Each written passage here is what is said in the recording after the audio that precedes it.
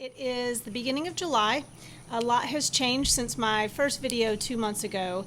I'm officially unfurloughed now, and my July and August are looking really busy with work, which is great, but it does put a damper on my little furlough hobby project. Obviously I'm still gardening, but I won't be able to make the videos that I wanted to, and I still have several gardeners I want to interview. So I do plan on doing it, I just probably won't be able to do it for a while.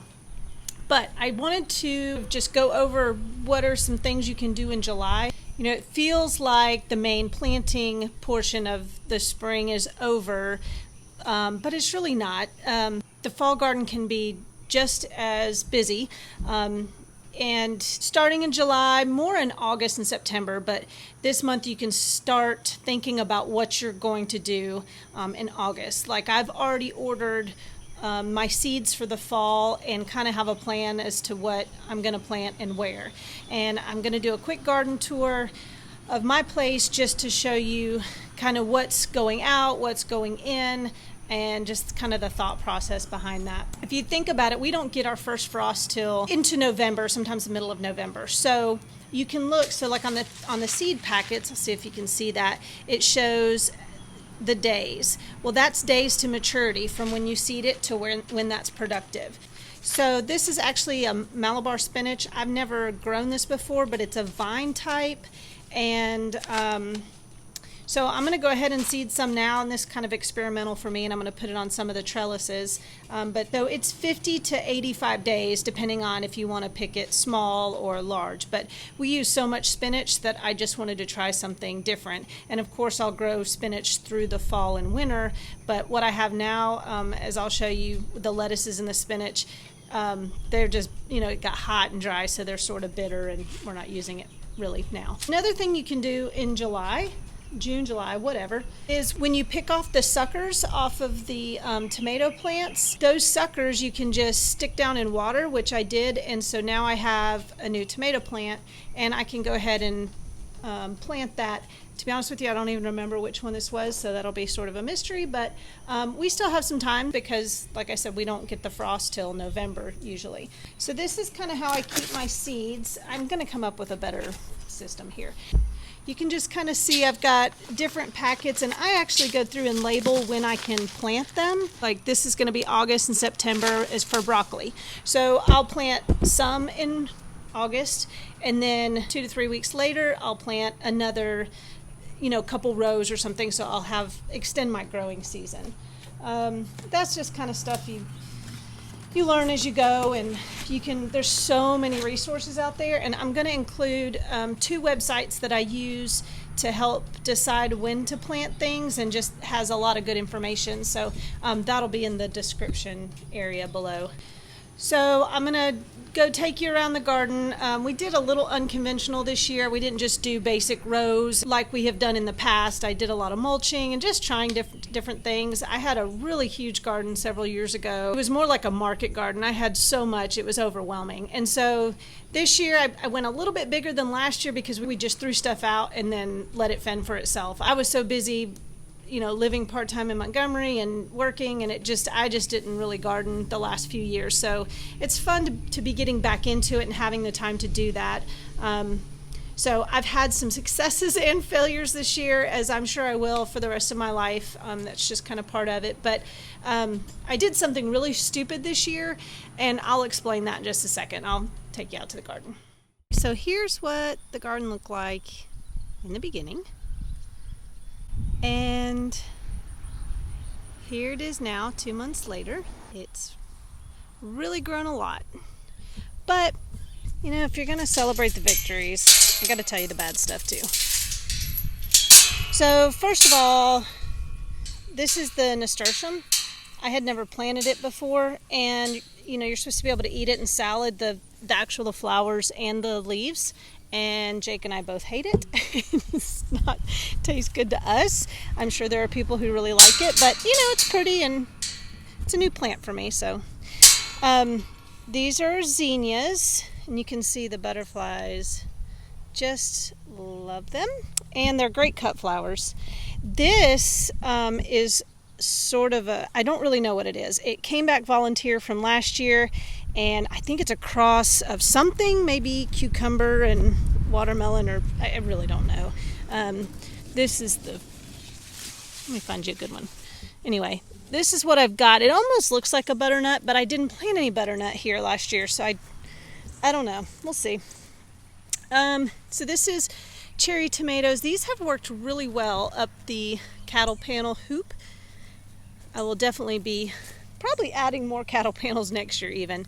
But got a lot of tomatoes, just waiting for them to ripen.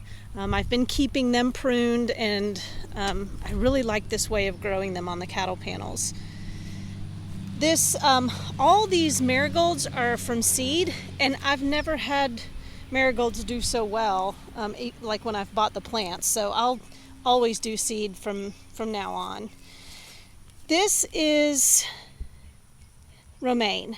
It was so good through the spring. It's really pretty, but it is so bitter, it's horrible. So I think what I'm going to do is just cut it all back and see if it'll put back out, and feed it to the sheep or the cows, whatever.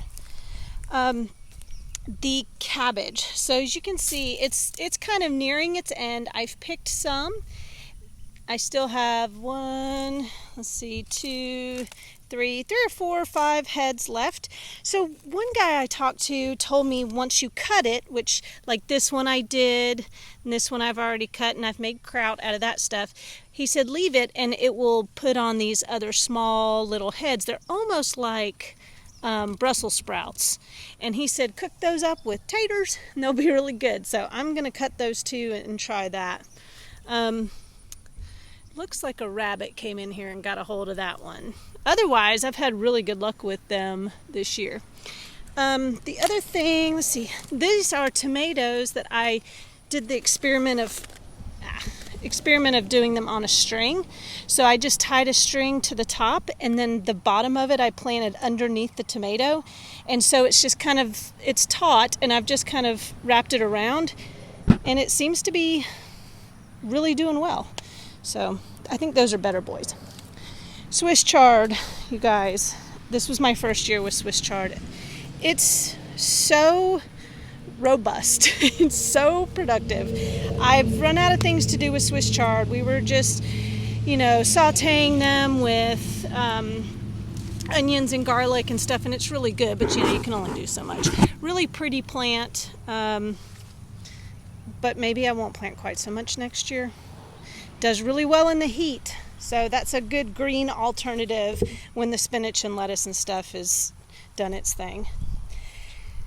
My zucchini and squash. So this year I tried to do some pruning, keeping it up off the ground to help prevent splashback and powdery mildew and all that kind of stuff, because if you've grown squash and zucchini, you know that usually the squash bugs or powdery mildew, something ends up getting it, and they just kind of peter out towards the end of the summer. So I thought I can extend the life. That's what the video I watched, but I can't keep up. I cannot prune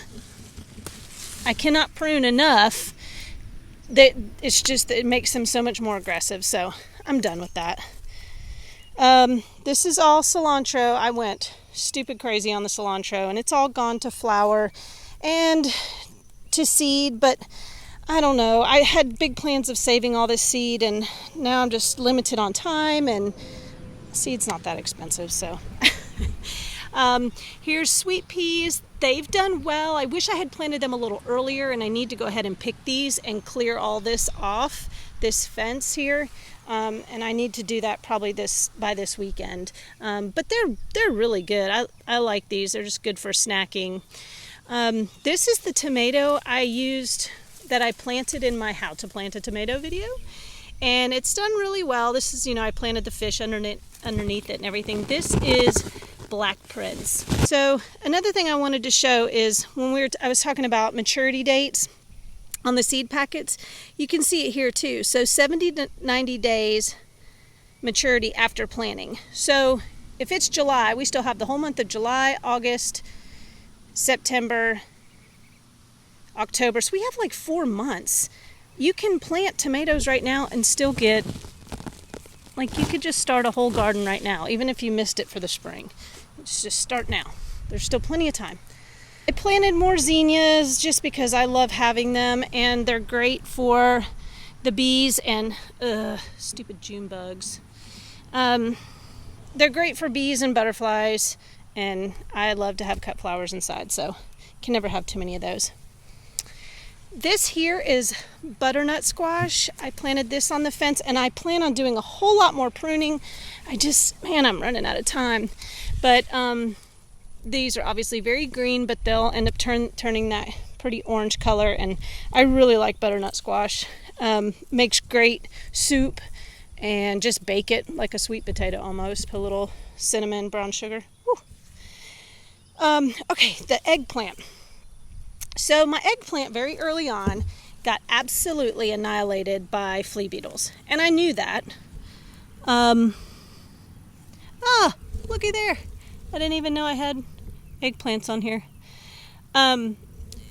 So they were really getting eaten up early on in the spring, but everything else around it was completely untouched. So I thought, these guys are taking one for the team. Let's just let them be. And if I lose my there's Norman. If I lose my eggplant, so be it. Not a big deal. Well, this new growth has come on, and of course you can see there is some damage, which doesn't really bother me. But I've got all these blooms, and obviously I have fruit now. So these guys are tough. So that's good. Here are some jalapenos, and I don't know if you've planted these, you know they are so prolific. I have a huge amount sitting on my counter right now.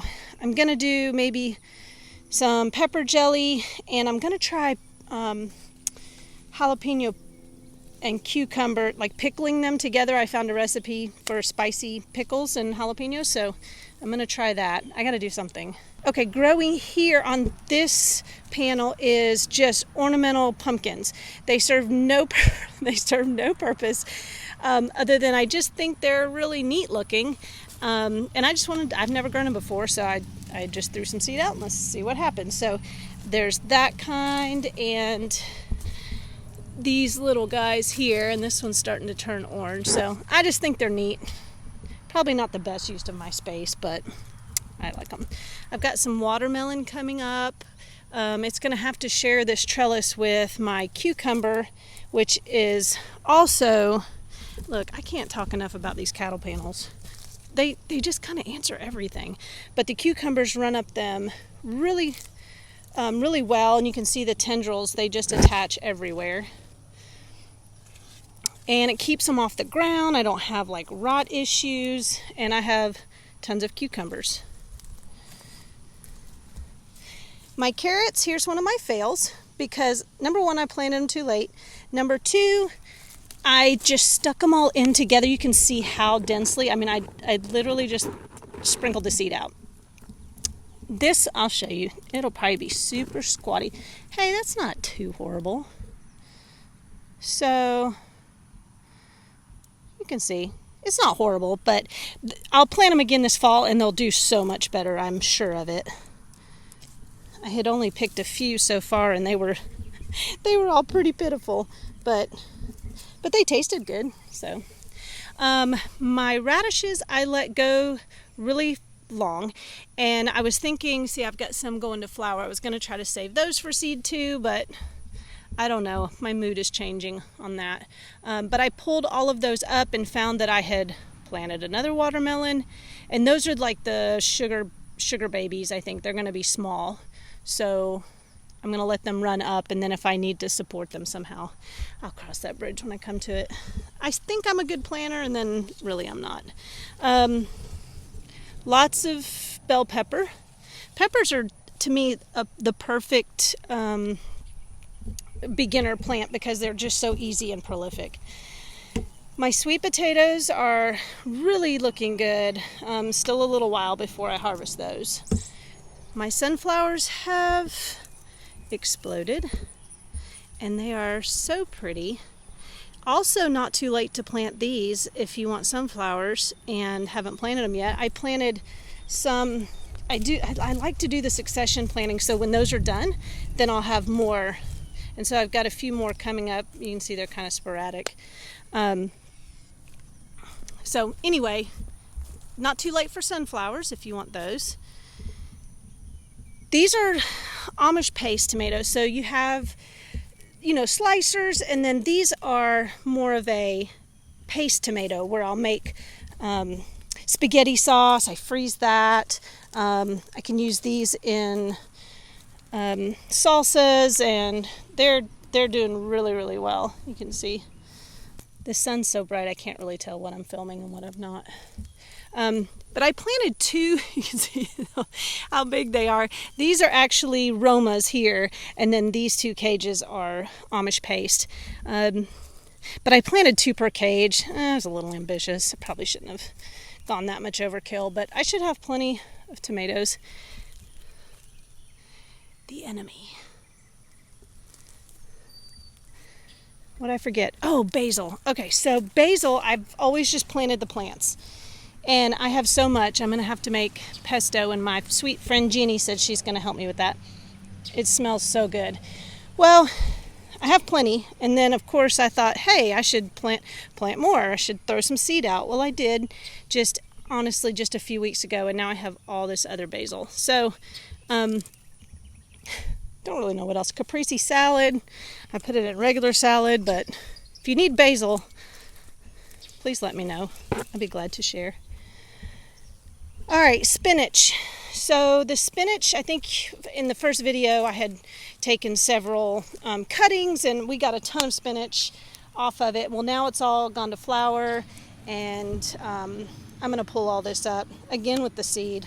The more I talk about the seed, the more I realize I'm probably not going to save seed this year. I'm going to make that my next year goal, I think.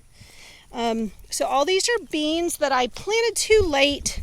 Not too late. I take that back. I just planted them late.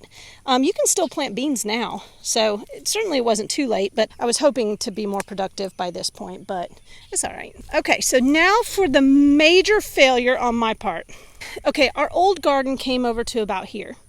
And so as you can tell, everything's very lush, looks good. We spread chicken litter on this, we tilled it up, mulched it.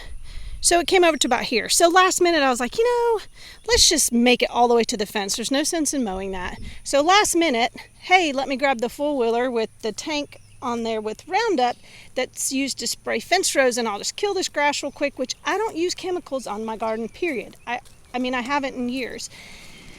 But it was just like this last harebrained thing. And I don't know if there was 2,4-D in it or Grazon, something for the pasture fence rows that I really don't like for us to spray at all, but honestly, some areas it's so hard to control fence rows and gravel parking lots and that kind of thing. So I sprayed this, and my things have suffered so bad. The universe is mad at me, and I get her message, and I have said all my sorries, but like, these are pitiful. And I think things are starting to snap out of it, starting to forgive me just a little bit. But it has really set me back on my peas and beans. Now I'm getting some good bloom now, but this time last year I got a memory pop up. I was picking peas. I was shelling peas this time, 2 years ago or whatever. So, lessons learned. I'm not perfect. This corn I have fertilized twice. It's the only commercial fertilizer I use out here is for corn, because it really does need the nitrogen. And it's just not responding. So I'm certain it's because of the evil I did with the chemical. So I planted squash because I read how the Native Americans, I don't know if this is true or not, but I read that the Native Americans would plant squash underneath their corn to help shade out the weeds. And I thought, well, that's a good idea. So I did it. And anyway, that's why there's a random squash plant there. I also wanted to try running some pole beans up my corn once it got a little bit bigger. And I may come back and do that and just see if it can stand it. My okra was planted late. And again, it's on this side of the garden that is cursed. So it's a little late, but it's coming on. So I didn't plant anything just too super crazy, like everything's pretty much normal stuff. I want to start planting more unique things. So like I said, I'm going to try the Malabar spinach. And I'll probably come along here, since these peas and or beans and stuff haven't done well, and come on the inside and plant and let it go up there. This is kale I planted, which is a cool season, typically doesn't do well in the summer, but I had the seed left over from a couple years ago, and I thought, well, I'll just give it a shot and see, and I can maybe harvest it when it's really, really small, and it won't be too bitter. These are all tomatoes that came up from seed from last year, and I've just kind of let them survive. This one actually came up over here, and I just dug a trench and laid it down in there and covered it up, and so it actually starts here and it's underground. You know, everywhere you lay your tomato, this is a good example, these would all just root. It's like all these little knotty areas, they'll root along the stem. So I wanted to get them closer to the panel, so I did that.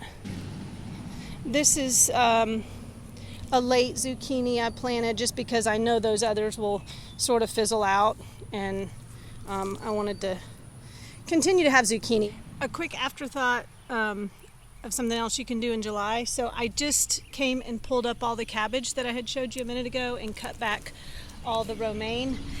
I don't think it'll come back and do anything, but doesn't hurt to leave it there for right now. So all of this stuff, this waste, will go in the compost pile. So if you don't have a compost pile started, now's a good time to do that. I just started one this year.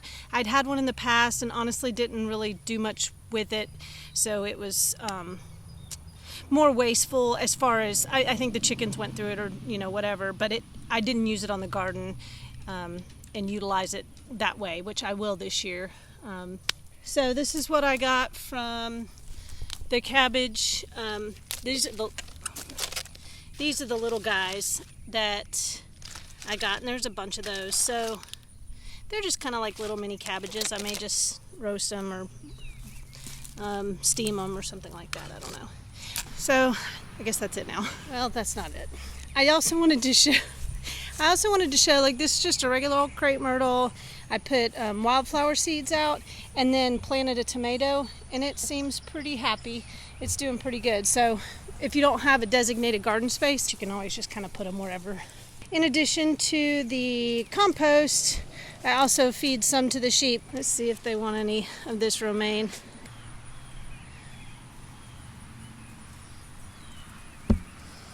Yep, they'll have a field day with that.